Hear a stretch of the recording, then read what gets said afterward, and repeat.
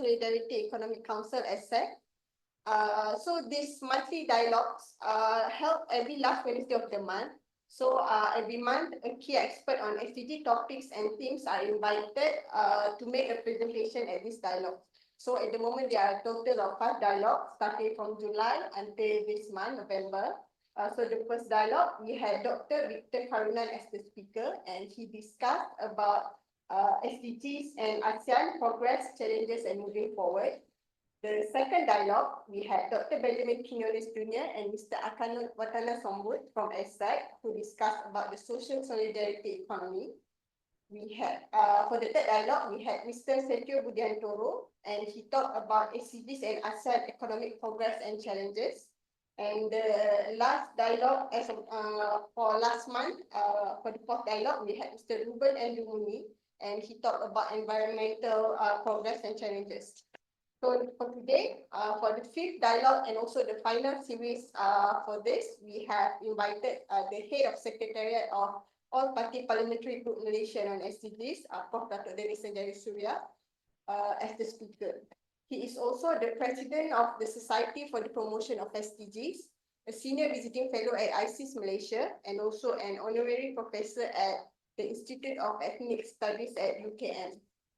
A bit of background for today's session.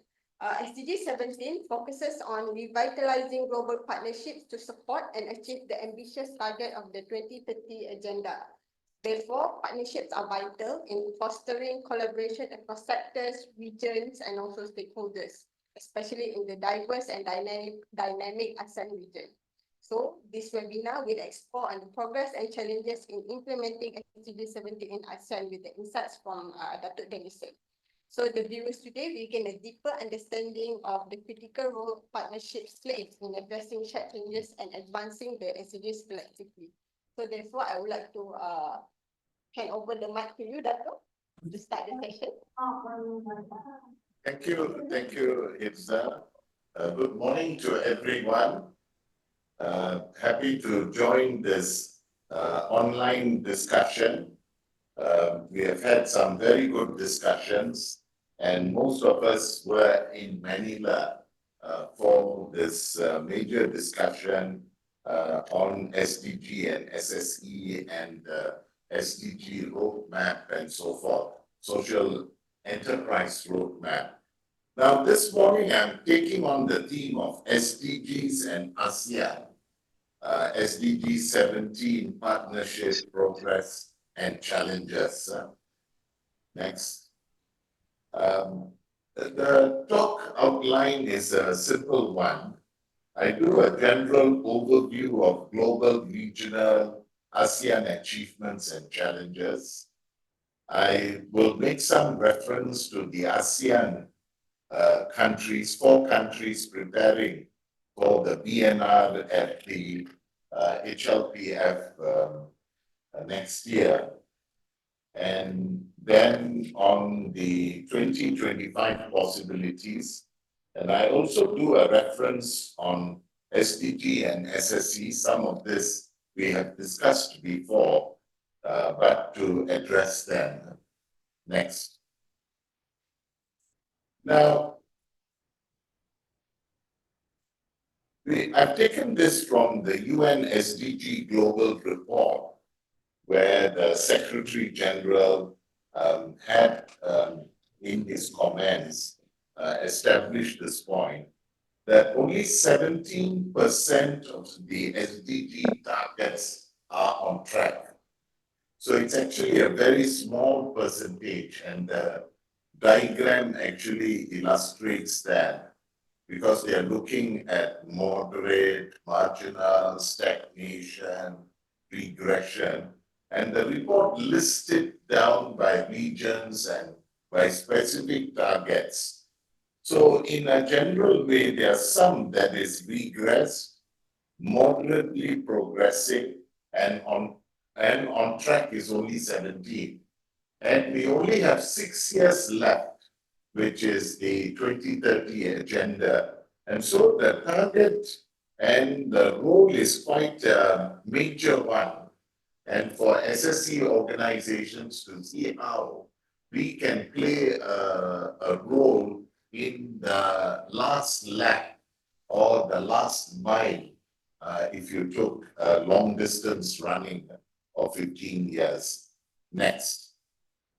Now, in this report, Antonio Guterres, the Secretary General, he highlights many challenges and things like that. But I thought what he said at the global level in this report, which you can download from Google, is the growing inequalities, climate crisis, um, gender equality remains disappointing, and also the conflict in these places at the global level that has a major impact on global resources and attention, because that impacts directly on SDG-16, on peace and justice, and the distractions, global distractions, and the failure of global diplomacy to resolve, especially Ukraine and Gaza, and international forces taking sides on this, and the inability of the UN through the Security Council to find a solution to this conflict, but also in addressing inequality. The report says on poverty, there is some positive move, progress, but inequality. Now, they call for stronger and more effective international cooperation to minimize the negative effects. They call for resolving the armed conflicts and to strengthen partnership with diverse stakeholders. And that is important to make sure inclusion is a key component. The report also highlights on the data available and the inadequacy of the data at the global level. But there is an interesting point for citizen-generated data, and the Secretary General's report and other initiatives of the UN is now giving credibility to alternative data which might not come from the statistics department of the country, but the citizens' data provides disaggregated data, case study, ethnographic, and even more micro studies of communities that might be left behind. So I think getting the endorsement of using citizen data, and there are toolkits, there have been training, is something that ASEC partners and SSE partners could focus on. So that's from the global report, and these reports are well written and available online. Next. Now, we have this report at the Asia Pacific level, and this is also significant. It's quite parallel to the global one, but and it has data at the back, country by country, or sub-regions of Asia Pacific, including Southeast Asian countries, which focus on ASEAN. So the trend suggests that the region has not achieved all the 17 SDGs, and it's going to take up to 2062. So it's not 2030. There's going to be a delay of 32 years to realize the 2030 agenda. I don't know what other new challenges will come in 30 years' time. Many of us might not be around, but I think this is where we have to prepare the next generation of leaders who will give guidance and leadership in the process. But this is what the Undersecretary General to ESCAP has highlighted. And she also highlights that there's a need to step up on climate action urgency to address inequalities similar to Victoria's report for marginalized groups. She also highlights the persistent gap on data. So I think this is where citizen-generated data and publications and documentation and link to academic institutions and think tank groups might be necessary for us to give a convincing picture of what is happening or the convincing of the gaps. We must not underestimate the scale of the challenge. That's what she's saying, that because we are delayed to reach the target, it's going to take another 32 years.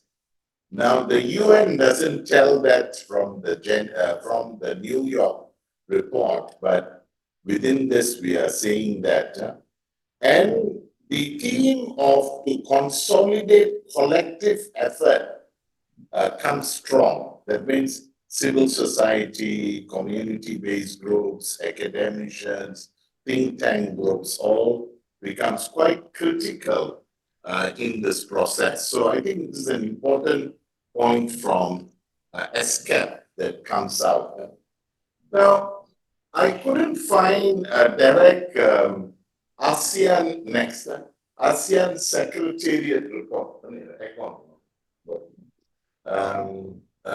But I came across this earlier report on SDG localizing in ASEAN, experiences in shaping policy and implementing pathways. Now, this report recognizes ASEAN's development context and highlights the importance in engaging and equipping local government and community actors. This is to move the discussion from global, national, to much more at the ground level. I think this is something we are also doing in Malaysia through the APPGM, and also getting local government or government at the district to play a part so that with community actors, they can be agents of change. Now, ASEAN needs to address the challenge of non-income poverty and inequality. This is where there is a lot of work done on multidimensional poverty now, also in Malaysia, because income poverty seems to be the focus, basket of goods, income, and then we think once the income, per capita income increases, then everything is okay, but we are seeing with rising income, inequality is widening.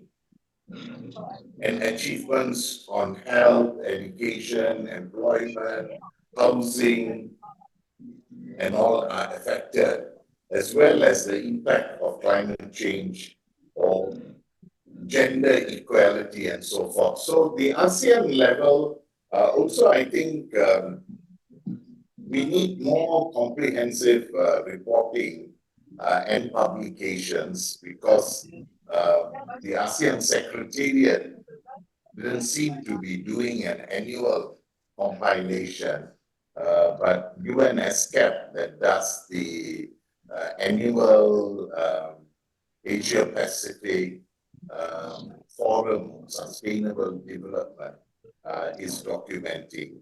Next.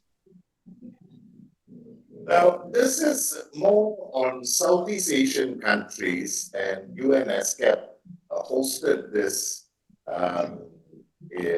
in Bangkok on the Vienna workshop itself on 11th November, but there was also between 12 to 14 further discussions on SDGs in preparation for the HLPF.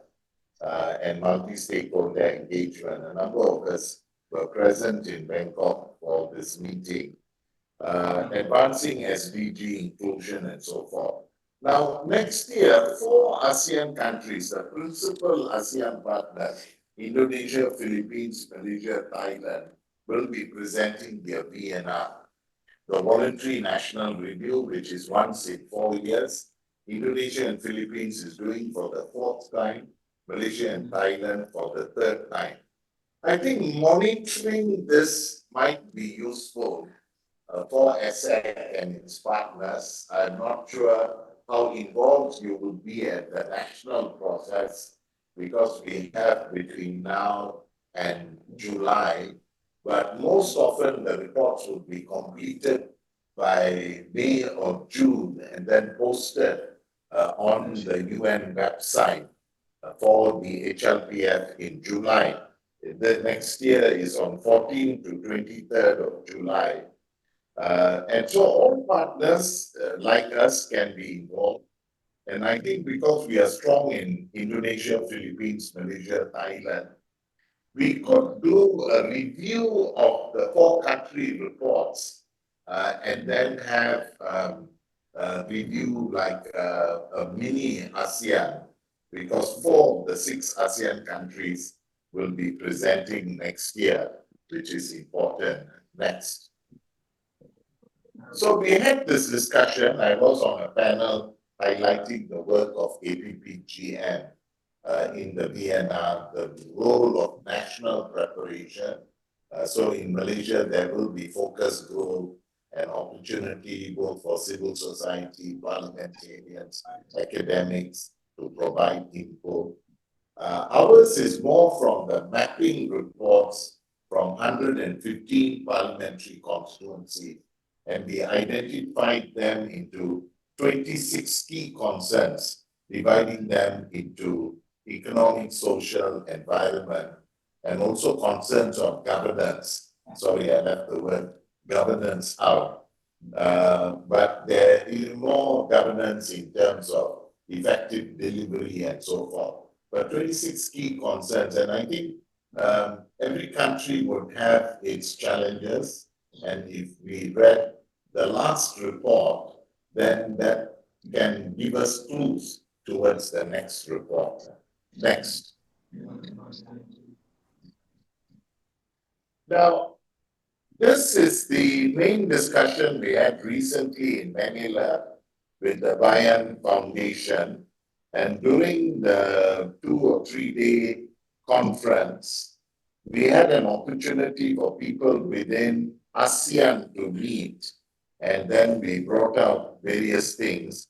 And we were linking SDGs and SSE on how SSE organizations have a rich potential in localizing of SDGs, and asset initiatives from the ground are key examples.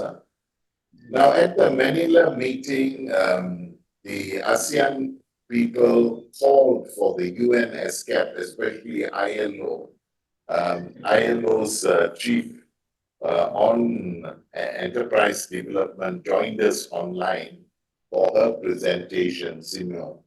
And here ILO to establish a UN SSE task force at the Asia Pacific level, and that ASEC might play a role together with ILO. So it's trying to get ESCAP and ILO to provide this. And also, I think ASEC members agreed to support the SDG-SSE forum on May 2nd and 3rd, which is in relationship to the ASEAN, where we would discuss the ASEAN SDG-SSE blueprint. This is in the context of Malaysia being the chair of ASEAN, and that it gives us a good platform to leverage on this. Next. Now, from our discussions in Manila and before, we only thought of one event, which is the one in May 2nd and 3rd, because the ASEAN meetings, summit of the governments, presidents, and prime ministers is on May 6th and 7th, and the ASEAN People's Gathering is May 4th and 5th. This is what we were made to understand through the Ministry of Foreign Affairs in Malaysia, where some civil society had a meeting with the ASEAN desk in Wisma Putra.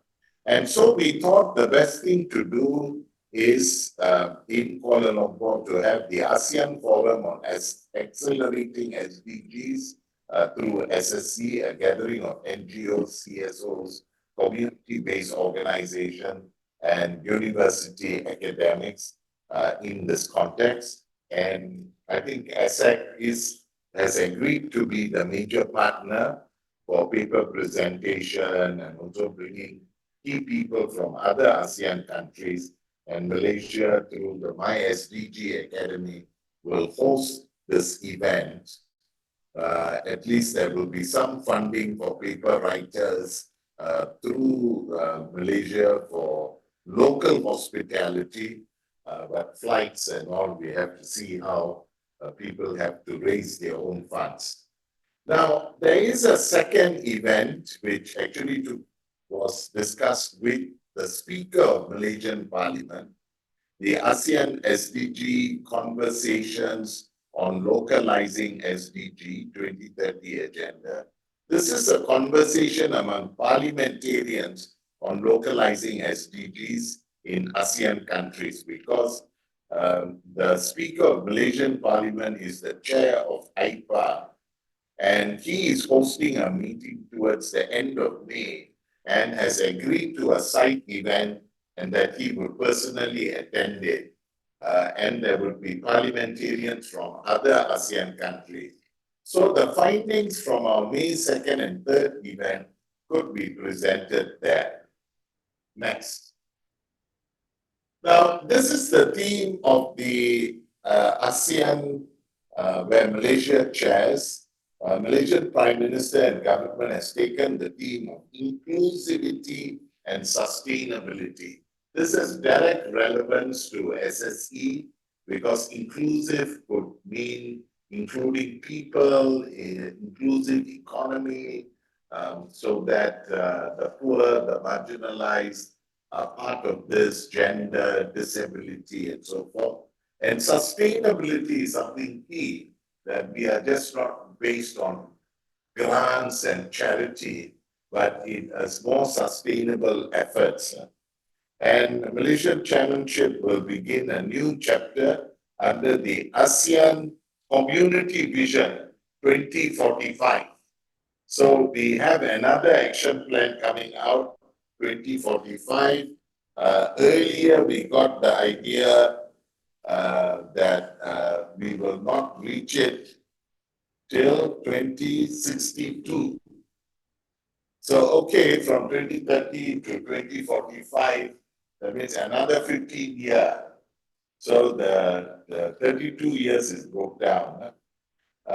Will be set strategic priorities for the next 20 years. That's what the Malaysian Foreign Affairs had released in a press statement from the Prime Minister's office, and I'm taking it from that reference. Next.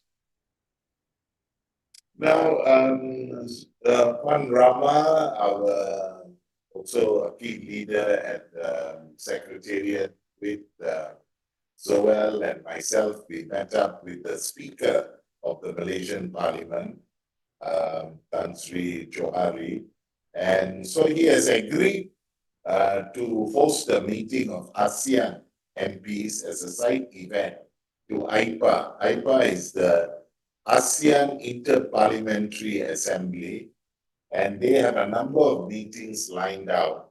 So end of May is one. So we are exploring a one-day event with the Parliament of Malaysia, and we'll see how the participation of others in that context. Now, next. I thought it is important in this discussion for us to be reminded of two global documents that are important in the development of SDGs and SSEs. While it is at the global level, at the UN, it has tremendous relevance to ASEAN and also Asia Pacific. Now, the first is the UN resolution. We did talk about this earlier, and the UN task force has had some meetings, webinars on this in the review of the anniversary. But this resolution is a landmark resolution on the recognition of SSE by the UN as a whole, because that then opens windows for us in our advocacy with our respective governments, and it opens our advocacy with UN SCAP as well as ASEAN. UNSCAP is directly under the United Nations. ASEAN Secretariat operates from Jakarta, and they have meetings, but their engagement process might not be as dynamic. But in this context, this document entitled Promoting a Social and Solidarity Economy for Sustainable Development defines what SSE is. We can discuss that because they are distinguishing and they are highlighting, because definitions and terms have been an issue between free market capitalism or a more socialist understanding of the economy.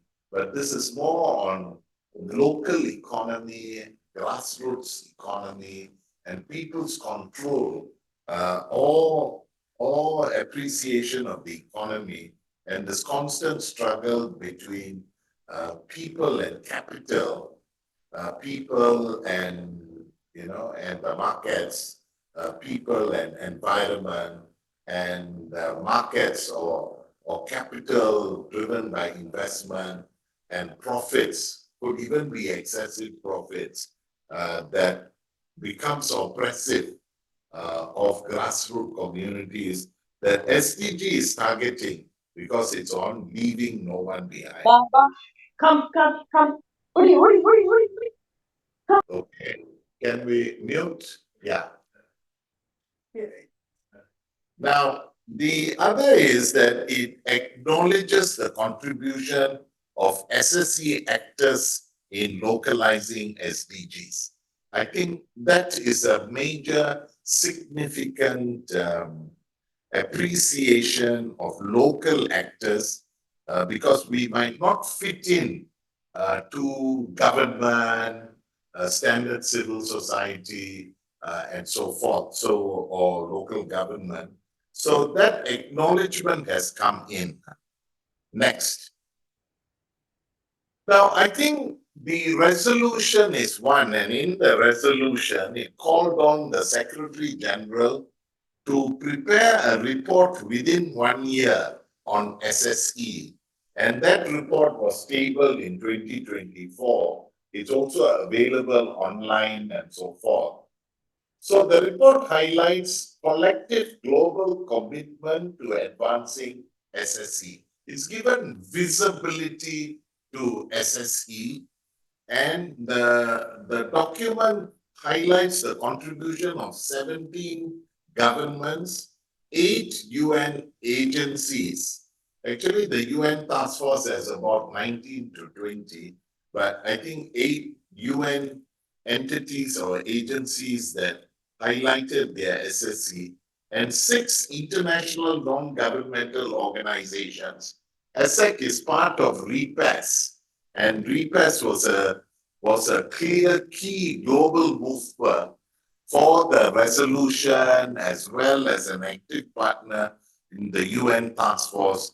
And previously, when I was on the REPAS board, I participated in some of these meetings. Now it's Dr. Eri and Kumar who are part of these meetings and discussions, and Dr. Eri could highlight some things along this line, because this is global advocacy, and global advocacy where we have been successful because we are not isolated.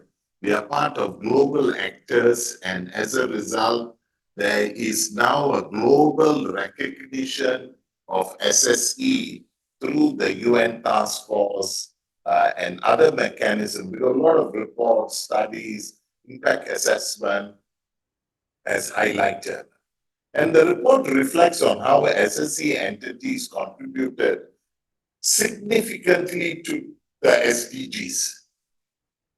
So while governments played a major role, civil society played a major role, but in this, these are SSE entities like addressing poverty, decent work, because a lot of the SSE partners are part of the informal sector, and ILO is playing a major role in formalizing the informal sector. And we know of the work in, especially Thailand with the, street vendors and so forth in this context. And then on addressing inequalities, while poverty in one is being addressed, inequality. And then number 12 is more consumption patterns and so forth. So there is some impact on these that the UN has highlighted. Then the report of the Secretary General actually is quite commendable to SSE, highlights the advancing of inclusive economic growth. That means the world has witnessed high levels of economic growth with the concentration of wealth in the hands of a few or big corporate operators. But here they are talking of grassroots economies and more inclusive because gender is a factor, and many of the grassroots cooperatives, fair trade movements and all are very much women-led and women-empowered. And also in the promoting of decent work, because in the micro businesses, then the formalization of those businesses and employment of others, and in fostering sustainable practices. So because a lot of voluntary effort has been based on charity or grants, but now we are increasingly seeing better business development in that process. So sustainability that also includes taking the forests, the rivers, the oceans seriously, or um, organic farming and other forms of community-based tourism and things of that sort, or even food security items. And this is where the viability of local economies have emerged, whether it's in dairy farms, whether it's in organic, whether it is on women producing food, handicraft, materials that might complement household income, but might actually enlarge and become stable sources of income, including digital marketing and things of that sort. We're seeing a lot of innovations on the ground, and those of us who have traveled to Indonesia or Thailand or other parts of Philippines, Malaysia, we see them. And increasingly also in other countries like Cambodia, within the ASEAN setup, we are seeing this. So this report goes on to say, SSE is ensuring social inclusion and empowering the marginalized community. And I think this is a major step in the acknowledgement of a very high level source to give, in that sense, credibility and recognition. And actually, we should ride on this Secretary General's report and his assessment that it was presented at the 79th session of the General Assembly and accepted, and that then has follow-up mechanisms. And I think in the ASEAN level, if we can give greater visibility to this through joint action and so forth, it would be possible. Now, I'm sure you would have questions, or you might have your own contribution and suggestions, and you could do that after my presentation. My final point. Now, those of you who know me, you know I like to drink a cup of tea And this was taken in Thailand, in Bangkok, where my wife found a very good Indian, this masala tea. So I thought, as Asians, and it's about 12 o'clock, have a cup of tea as we discuss. I brought my coffee with me this morning. Now, ASEAN has much potential over the total population of 650 over billion people, and the dynamism of ASEAN countries, and especially led by certain very wealthy ASEAN countries as well, Singapore, Brunei, and increasingly we see the economic growth in Thailand, Malaysia, Indonesia, Philippines. So the potential is tremendous, but we also see high levels of poverty and inequality and major issues of climate change, forests, and so forth, rivers, and so on. And so ASEC, I believe, need to play a leading role in accelerating SDGs via SSE models in reaching the communities who are left behind. So I think the storytelling and documentation of women, indigenous people, disabled people, and other communities, fishing communities, forest-based communities, is important.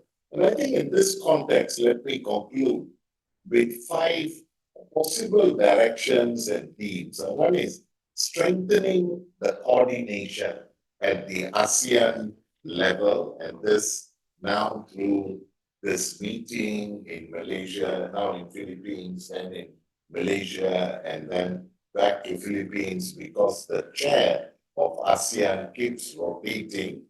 We last had this in 2015, and ASEC did host a meeting in 2015.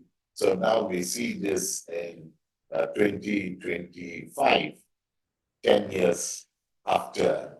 So let's strengthen the coordination, which means the member organizations of ASEC playing. Let's enhance visibility. I think we are doing great work on the ground.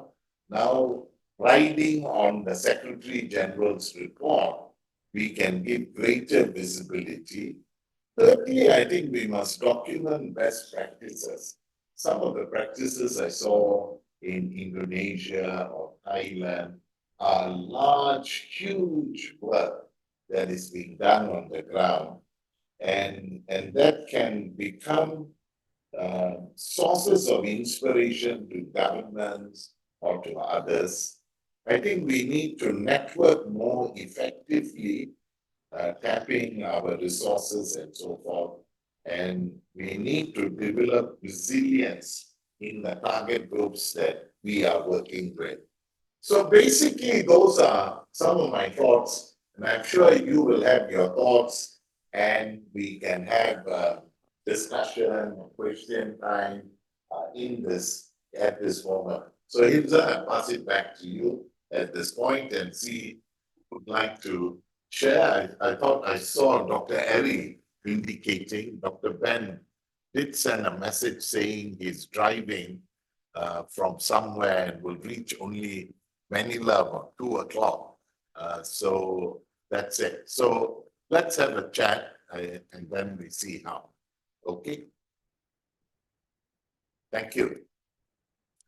Okay, thank you, Dato. Hi, Dr. Eri.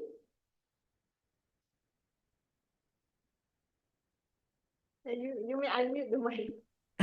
Okay, done. Okay, thank you very much. Very nice presentations wrap up about the SDG achievement in ASEAN, comparing with the global as well, try to bring the new approach with from the point of view of SSE, that with the SSE approach can be accelerate the achievement of SDGs, in spite of how many 30 years delay, you mean? Oh, this is really shocking that actually a lot of things we have done it and more in innovation way to reach the SDGs. Okay, Datuk Denison, thank you very much. Again, my name is Arif, Chair of the ASEAN Solidarity Economic Council. As you know, this is we in Asia would like through the Southeast Asia to bring the SSE more on the table of the government, because as you know, this is not so easy to bring with the term. The ILO research has as well shared the though the practice of SSE can be found in any country in Asia, as you know, like the solidarity, or in Bahasa, in Malay, we can say the gotong royong is a common for the Eastern community, yeah. But actually in the government system, this is still unknown. Mostly they are known with another term, or using the social enterprise and so on. Therefore, we hope that the advocacy strategy of the ASEAN solidarity economy through the ASEAN could help, could make a ripples to the Asia, to the continent, yeah, to bring the more spirit or more motivated to the South Asia as well, to bring more the SSE to the table in accelerating the SDGs. Again, Datuk, what I would like to raise here might be this is more a discussions, yeah. As you know that the SSE is not only a business model, is not only the business entity, but this is a system, that economic concept, the thinking, the concept of thinking how we run the economy, that should as well acknowledge that the economic is actually plural, not only based on the people who has the capital, but as well recognize there is as well economy which is as well influence or established with the social capital of the community. I would like to bring, and then as you know, as a system of economy, if we want to really to accelerate the SDGs, we have to bring all sectors into that system. That means not only the community ownership organizations, but as well the private sector and the government. We should elaborate together these three sectors: private sector, government, public sector, and the community should elaborate together. So what Dr. Ben said, this is a system. So I think the challenge is the ideal way to bring this all together is in the local government.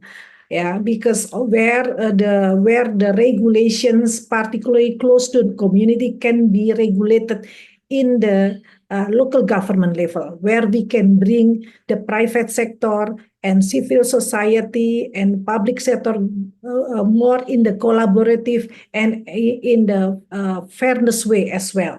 So this is actually in the local government. So this is, I think, we in spite of not only try to bring the good case study on the inclusive community that the ESEC has already tried to bring the storytelling through the APPMG conference last year. But I think it is the time as well, we have as well to bring the best practices on the governance level, on the local governance level.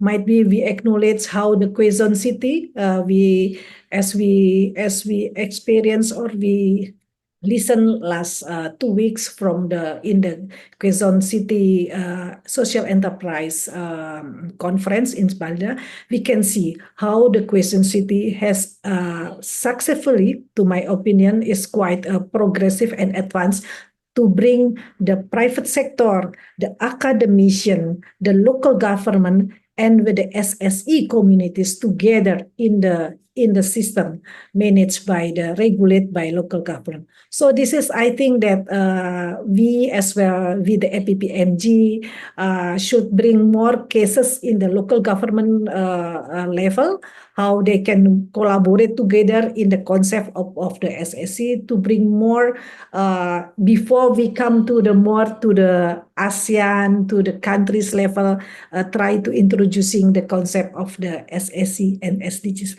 So this is my point to add what Datuk has already shared. Thank you. Okay, Dr. Ali, I think you raised some very important and interesting points. I agree with you. I think what ASEC and ASEC partners now should do, both at the national level as well as at the sub-regional or regional level, is to popularize the resolution and the Secretary General's report. Because previously, SSE as a term, I don't think was used in any UN documents. But now, in 2022, it became part of the ILO resolution first. So ILO, in the context of decent work from informality to formality, ILO adopted it as a resolution. So member states with the ILO or on the ILO board and others have come to accept that 2022. And then in 2023, this resolution was actually supported by 15 countries. Not all developed countries, like you have France, Canada, Belgium, but then you also have Latin American, Chile, Colombia. I think Italy also supported it. And then you have Senegal and the Dominican Republic. So it's quite significant. We don't have any ASEAN country supporting it in terms of proposing it, but I think in terms of voting in favor or in supporting a resolution is a statement. It's not a binding document, but nonetheless, it gives legitimacy. It recognizes cooperatives and so forth, the role of ILO, role of the UN task force. But I think what is more significant is that resolution in 2023 mandated the Secretary General to present a report in a year's time, and he did it, which was tabled on 13 September. It's dated 13 September 2024, and it then gives this whole background. So one cannot say now that this is an unacceptable term, it is not being recognized, because ILO has endorsed it, and the UN task force is about 19 to 21 UN agencies, and many governments have endorsed it as well, not just from one part of the world, but across the continents.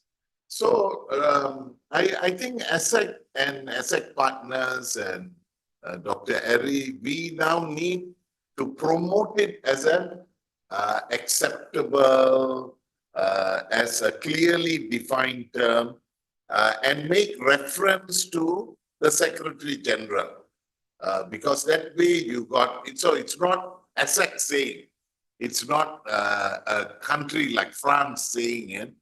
It's actually the Secretary General's report on promoting social solidarity economy. And maybe we should, even translate this report. I think it's in the main UN languages, but we can translate to other languages. Those are my immediate comments, and I hope we can continue. Please download the documents from the UN website, or you just Google it, Secretary General's report or the resolution on SSE UN, you will get it. Thank you. Okay, thank you, Dato'. It seems like there's a question from Rosalinda Ofreneo. So her question is that, is there any progress in advancing the SDG on gender equality through SSE? Specific. Dr. Eri, do you want to help me out? I think definitely it's progressing in SSE organizations. I would say predominantly it's women-led and there is a strong, but I can't cite an SSE document that's documenting it. From the UN and UN SCAP side, it's showing there is a weakness in it. Dr. Eri, you want to?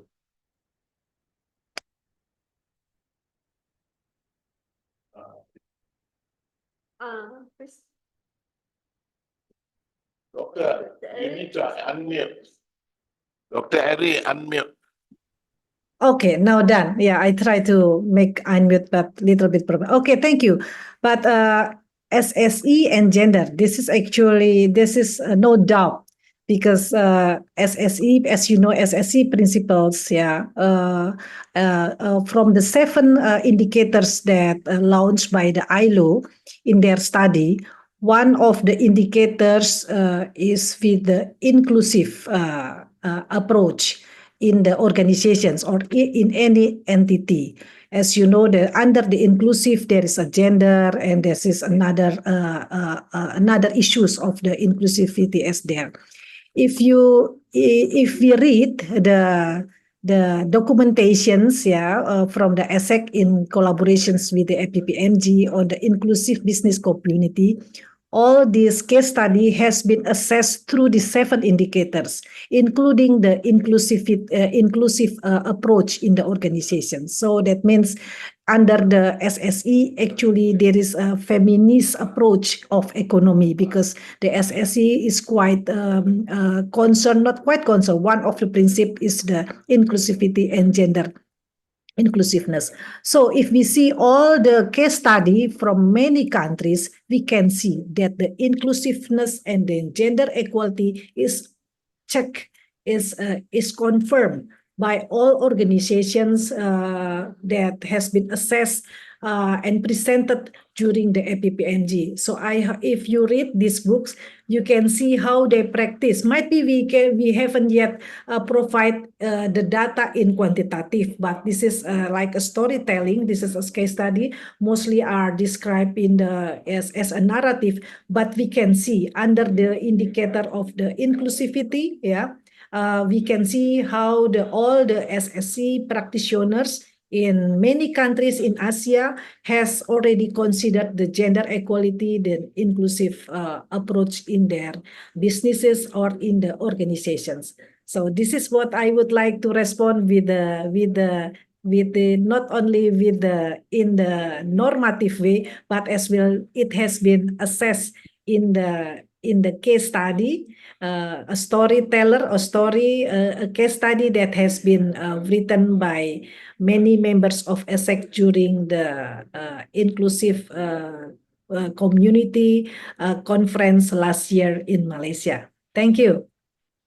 Thank you. You want me to take that question? So there's also one more question from Manasi Danukar from USM. So the question is, what exactly does the UN Task Force for SSE? Does it provide funds to set up SSE or is it monitoring work? Okay, thank you for that question. Now, I could say the role of the UN Task Force.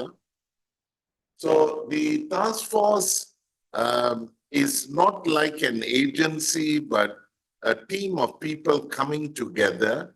This was largely led by the ILO and other partners. I think there are about 19 to 21 agencies, UN agencies, plus there are international observers. It's a UN agency task force, but they have included civil society like REPAS, which is an intercontinental organization. Their task is largely coordination of UN agency responses to SDG-SSE, looking at it. It's also monitoring, coordination. Their partners have run conferences. I've been to the ILO meeting in Geneva, and ILO sponsored with through, I think, Korean funding, Asian level studies, I think 9 country studies taking up SSE reports. That's been there. But I think the biggest achievement of the UN task force with the partners like REPAS was to get the resolution passed and to convince, I think France played a major role in pushing that because it has to be government-led.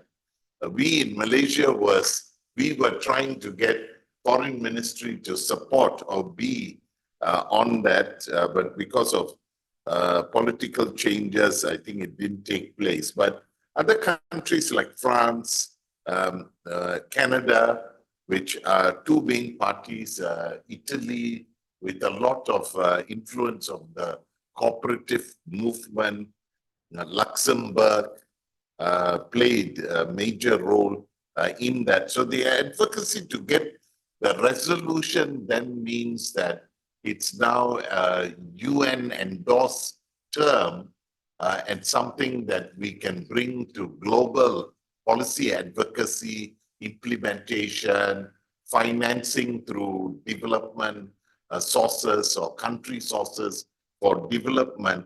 So the legitimacy of this sector and sphere is quite enormous through the resolution and the Secretary General's report. I know the question asked, is there funding from the UN task force? As far as I know, not for projects, but those projects are like from EU funding or some country funding, or like in Malaysia, we have the UN and the government of Malaysia that has an SDG foundation, and you can then bid for the funding or other funding sources. So if you're in Malaysia, you could apply to the SDG, My SDG Foundation. If you Google it, the info is there.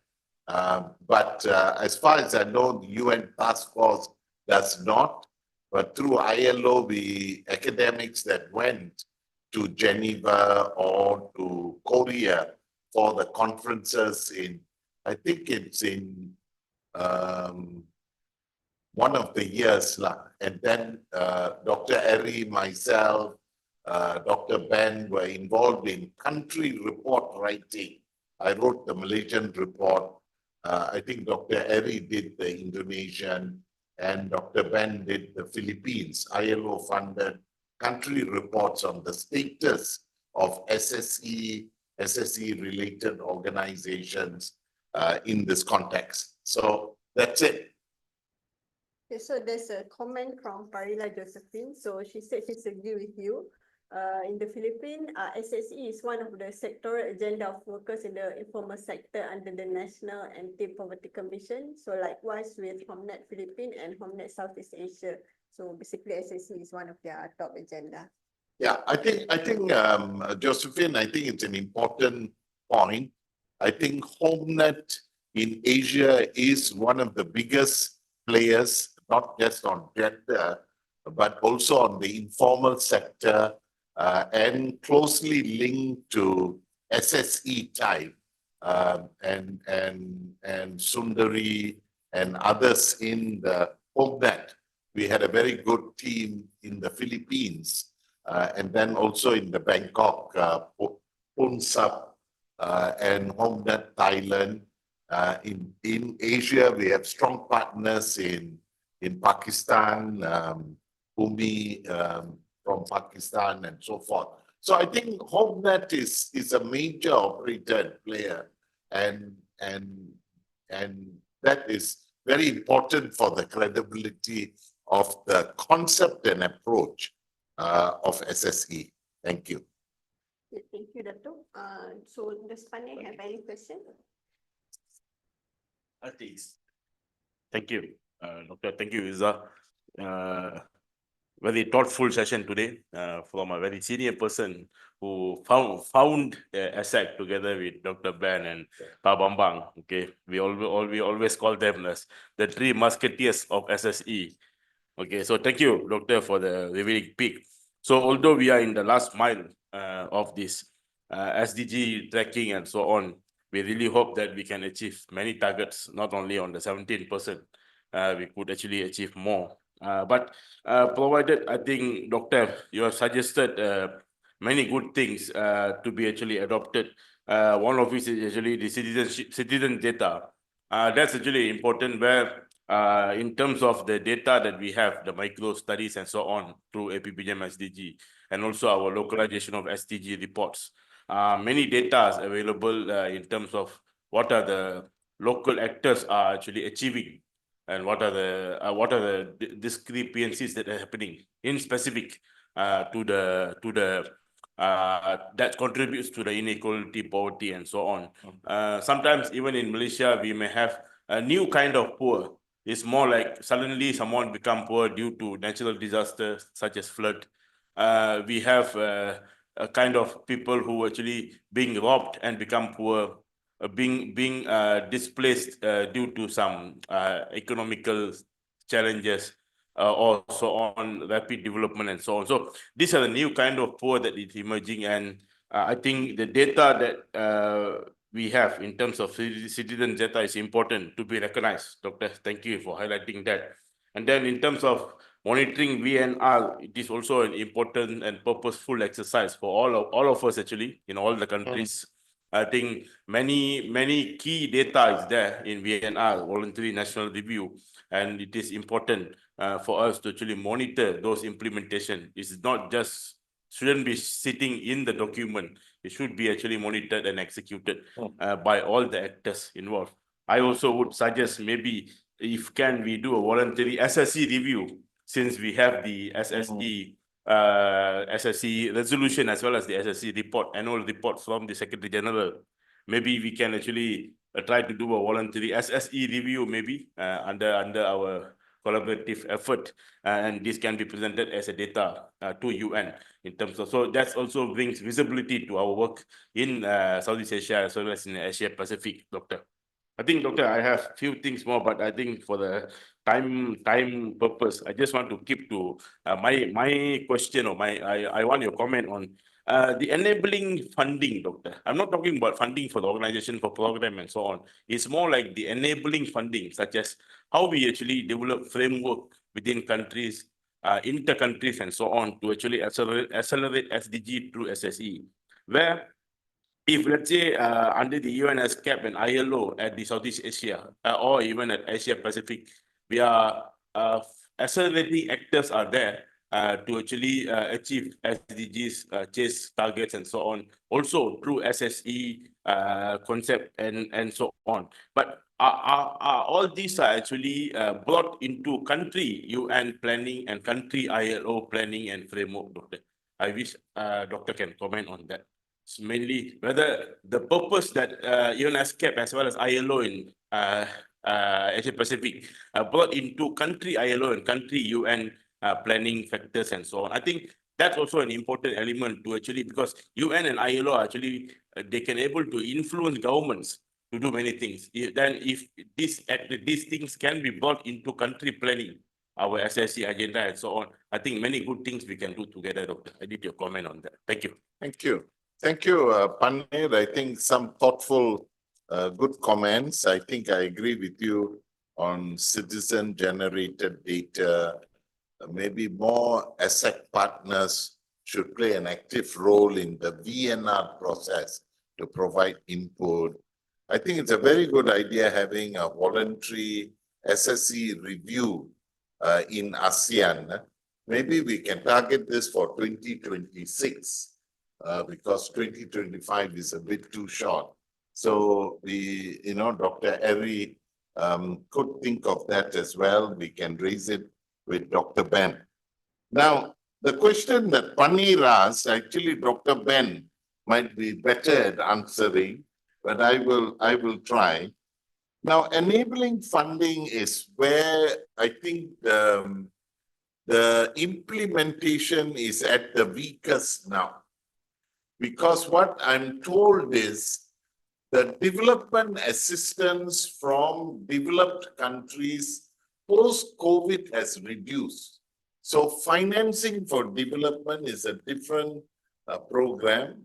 So you have like World Bank, this kind of groups that do some funding or bilateral or multilateral funding in that context, or like Asian Development Bank, or the Korean Development Assistance, or the Japanese assistance in some area. I mean, I think Canadian provided. So some countries in Asia, ASEAN, like Malaysia, Singapore, Brunei, tend not to get these development assistance funding, but more purer one like Timor-Leste, what will get it. So within that context, I know that they are not, none of these funding targets micro operators. This is a point I raised at the local meeting with the UN, where while the UN agency through Ministry of Finance has set up funds, it's not targeting micro operators, it's still big players. So then the localizing effort becomes a problem. So I think there the Malaysian resident coordinator indicated that it might be better to have some bigger group that assists micro operators and the grants are given out than them managing micro grants. So this question, Panir, is, let's say, for example, Sri Lanka. How would Sri Lanka get enough funds to address its income gap, inequalities, and so forth? So only the bigger development agencies can step in. But I think what we are looking at is also savings mobilization, internal. So that means it's possible for small actors to pool its domestic savings and investment if that kind of security of the money and good governance is there. Then let's say people having small sums, they then can invest it in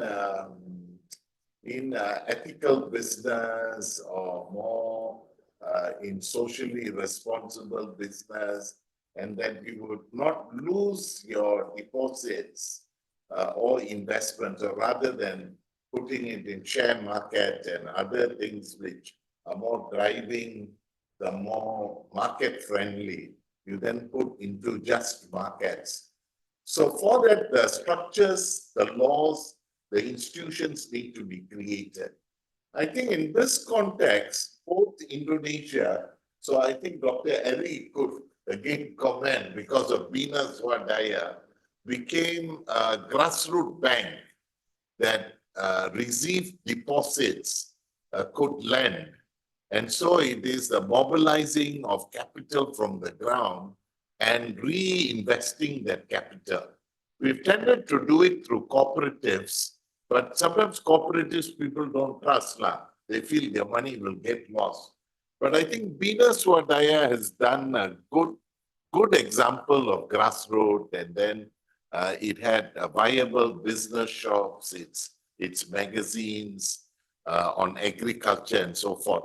The other, of course, is the Philippines. Dr. Ben is not around, but if any of the Philippines partners or even Chandra could comment, Philippine partners, then they have alternative financial source. So like in Malaysia, we don't have that. We have the Islamic pawn shop where gold can be kept. So the small bank, small man's bank, which can assist like small partners.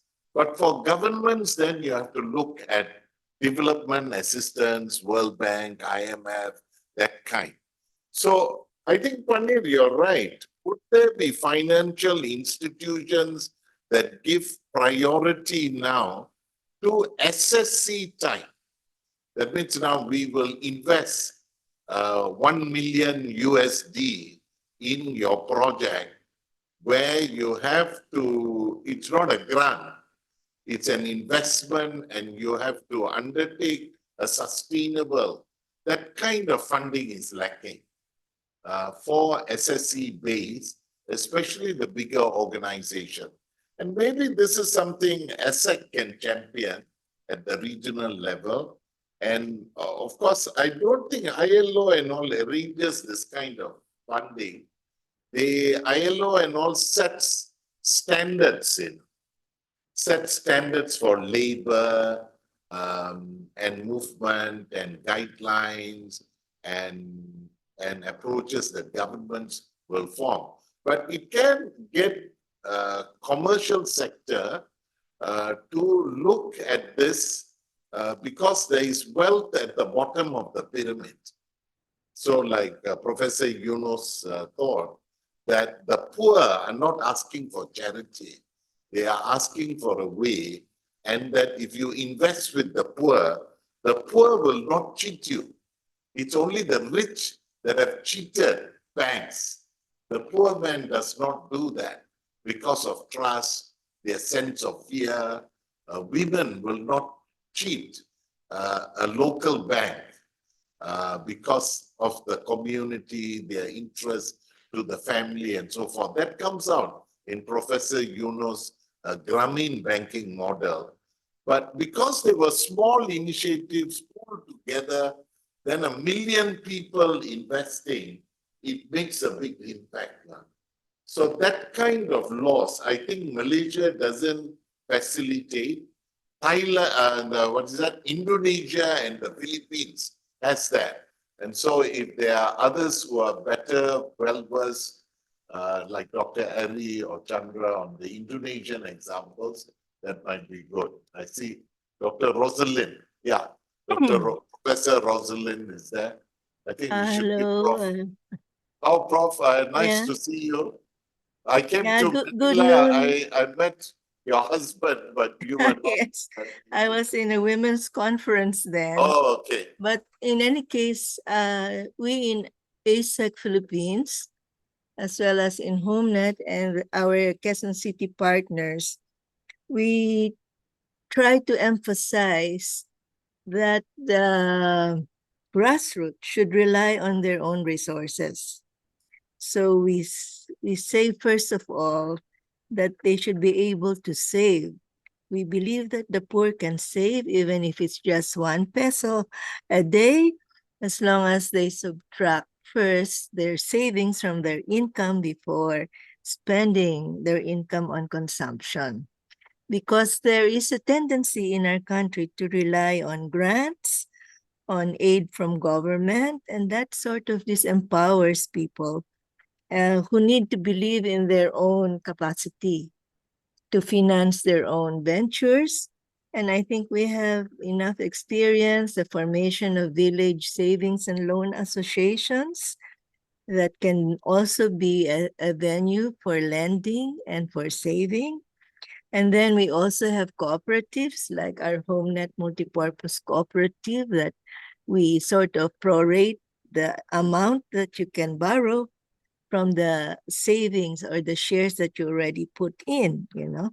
And even Dr. Ben has this idea of family banks, meaning within your own family, if there are many income earners, you can pull your resources together, lend it out to anyone in the family who wants to invest in an enterprise, and then you can charge interest so that the money is also growing.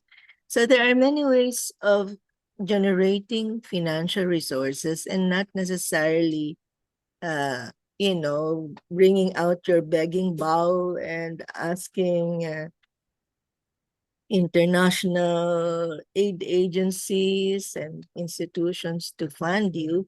Because right now, with all the wars in Ukraine and elsewhere, the funding support from Europe is really going down.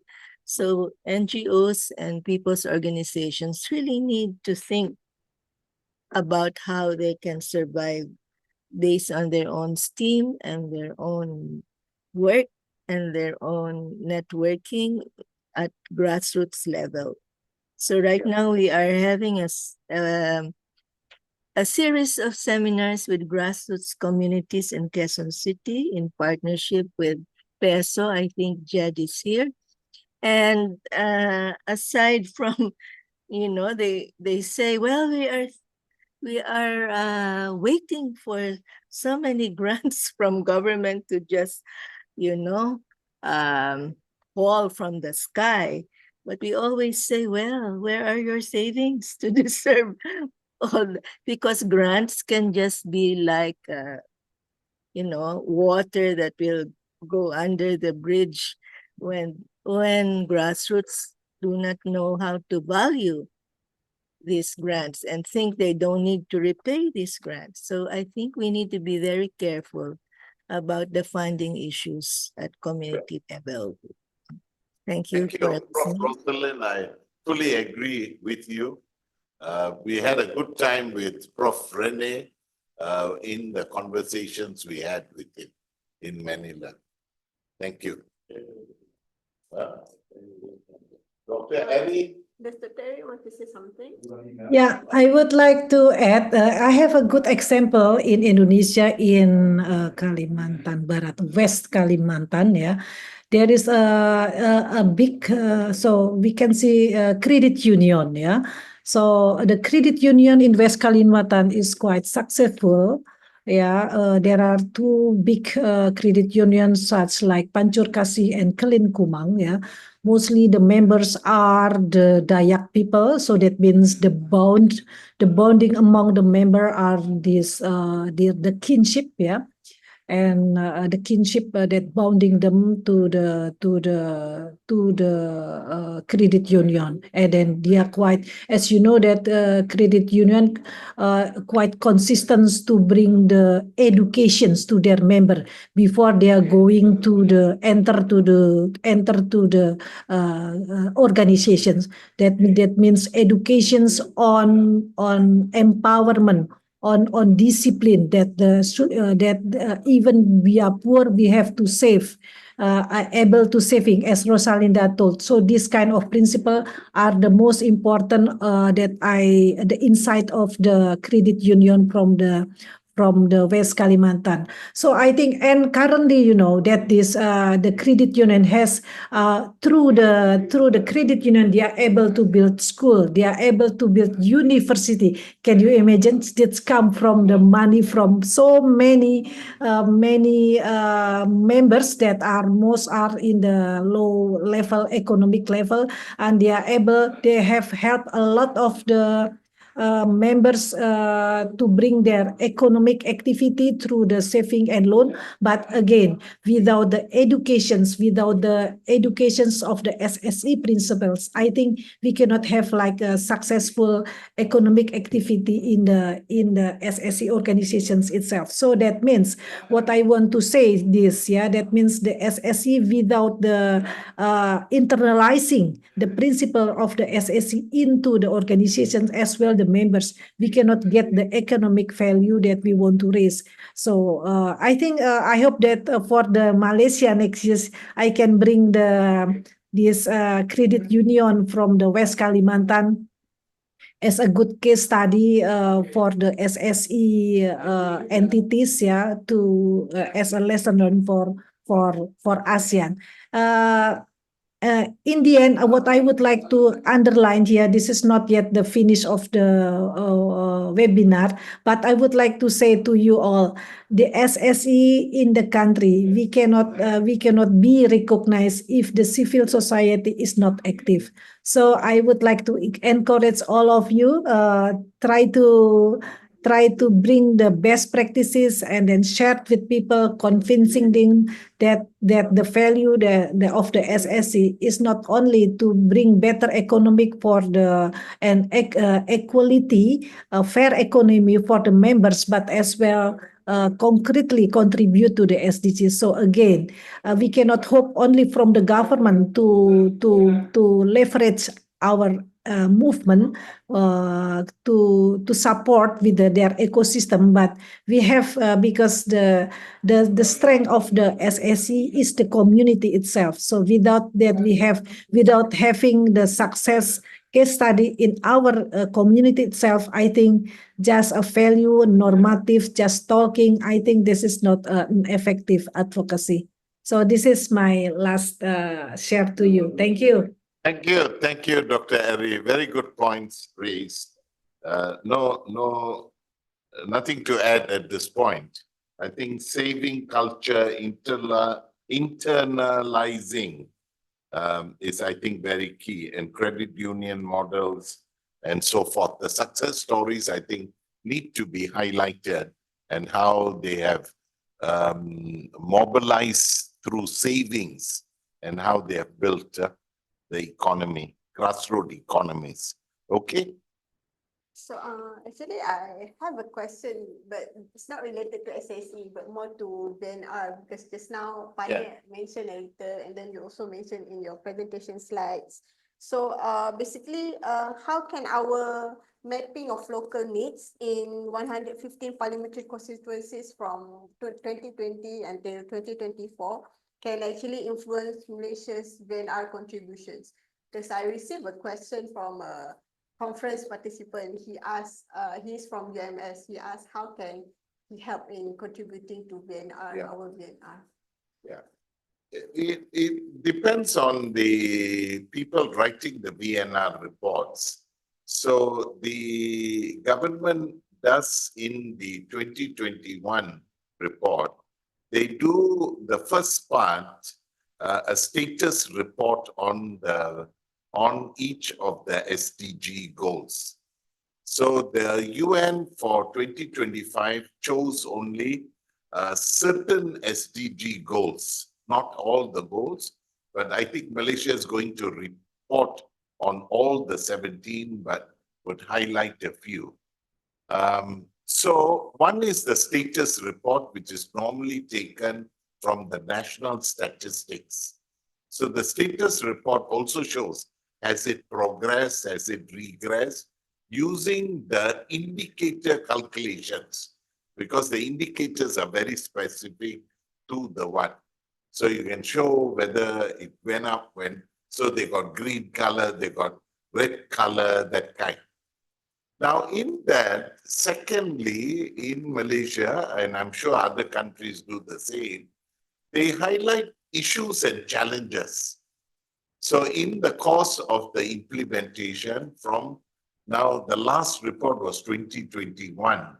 So it's in 2022, 2023, 2024, what were the issues and challenges that were highlighted? Maybe after status report, they could have what were the achievements. Then what are the issues and challenges? And then what is the way forward? So in civil society's presentation to government, because they will have round table discussion, is then to provide data. So now we are talking of evidence-based point. It's not just me, I think this is the problem, or I know one case. It's not that. Now it's a national study, or it's specific to particular marginalized groups or specific targeting to women. Then evidence-based policy advocacy has a stronger say. Either micro study, whether it's a focus group discussion. So in ours, we might be the largest alternative group in the country that has gathered data for 115 local contexts. So our data is quite large, but ours is not statistical. Statistics department using household income survey, using the census report, using employment figures, or education using the school figures, or hospitals using on various health. So that kind of data we might not have, because it's data generated from all the clinics. But we would have where women are struggling on something vis-a-vis healthcare, or vis-a-vis girls in education, or performance of marginalized communities in education, or equal opportunities of employment. Like they would say, how many women are in politics, how many women are in high ranking, how many women are in parliament, and so forth. So some data, macro data is available, but our input is more on micro. So disaggregated data shows different, the reality on the ground.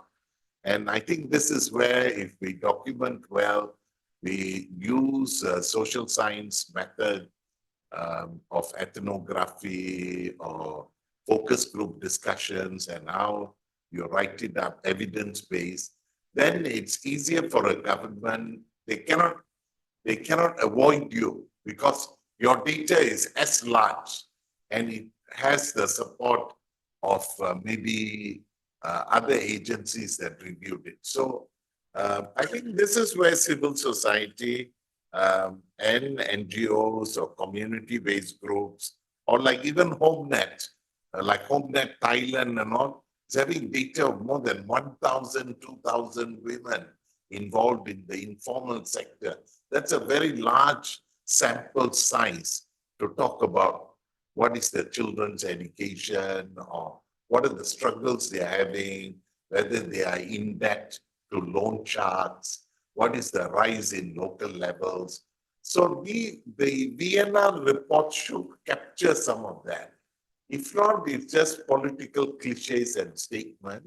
And sometimes community-based groups feels frustrated that government want to show a good picture on the international stage, not a reality picture.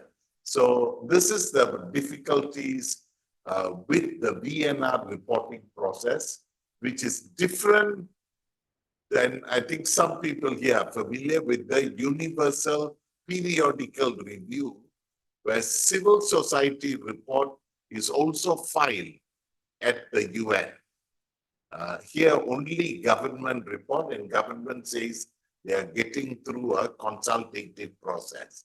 So civil society can issue its alternative report, or it might say, this is the report I presented to the government, but in the government report, you cannot find your idea. Then you say, look, this is my views. This is grassroots. This is about forest-based community. This is about women. This is what disabled people. So those kind of things will emerge. Thank you. Thank you so much, Dato'. I believe now, It's 1 o'clock. Huh? yeah, it's now sharp 1 o'clock. So thank you, Dato', for the insightful information and data on the ASEAN countries' partnership progress, the challenges and suggestions in accelerating SDGs. So before we end our session today, so I would like to take a group photo first.